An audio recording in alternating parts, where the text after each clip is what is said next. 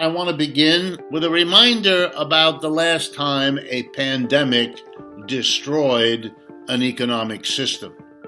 It's the 14th century. It's European feudalism, and the pandemic is called the Bubonic Plague or the Black Death, a raging disease that killed hundreds of millions, roughly a third of the population of Europe at that time. Now, Europe was divided into two categories of people. Those who did most of the work were called serfs. They worked on the land. Work was mostly agricultural then. The land was assigned to them. They did not own it, by the regional power in their area, called the lord of the area or the lord of the land. It's where landlord comes from.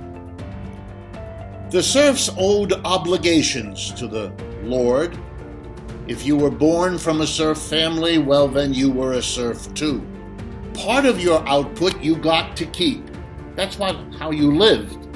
But another part of your output you delivered to the lord, and it had a name, rent. You can see how many of our terms today have their origins in European feudalism. And the lord took the rents paid to him by all of the serfs that he presided over.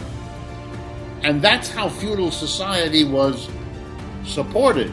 That's what paid for all the craftsmen that the lord might sustain by feeding them and clothing them and housing them, to build those cathedrals that people go to Europe to see, or to build the cities that Europe slowly developed.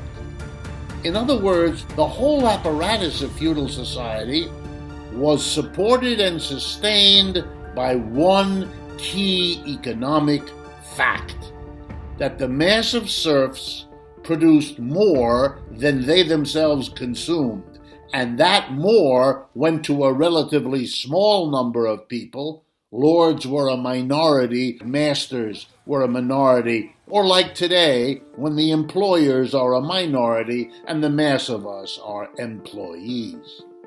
Here's then the problem. When the Black Death decimated European society, millions and millions of serfs died.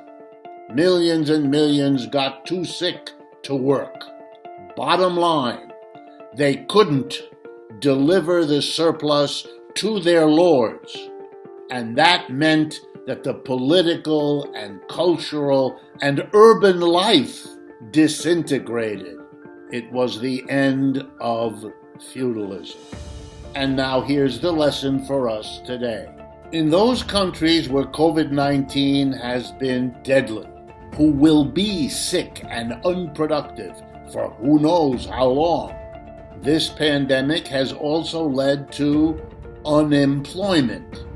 And in the forefront of countries using unemployment to cope with this crisis is the United States, which means what we call the profit, that's not being produced, but that profit for capitalism has the same function that the rent had in feudalism.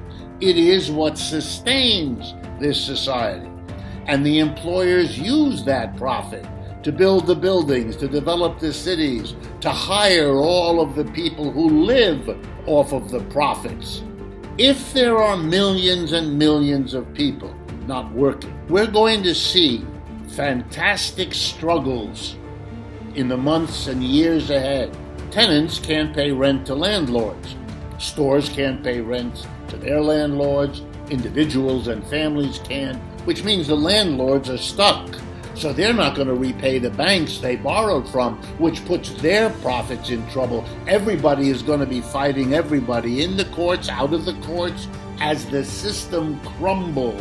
You can't simply pretend your way out of this. You can't even have a stock market going up while the real economy at the base of society has millions of people not producing profits and surplus the way they once did. This will take time, but it is the way systems crumble when they cannot manage the kinds of crises that feudalism failed to manage in the 14th century and capitalism today, especially American, European, Japanese capitalism, are unable to manage today. This is Richard Wolff for Democracy at Work.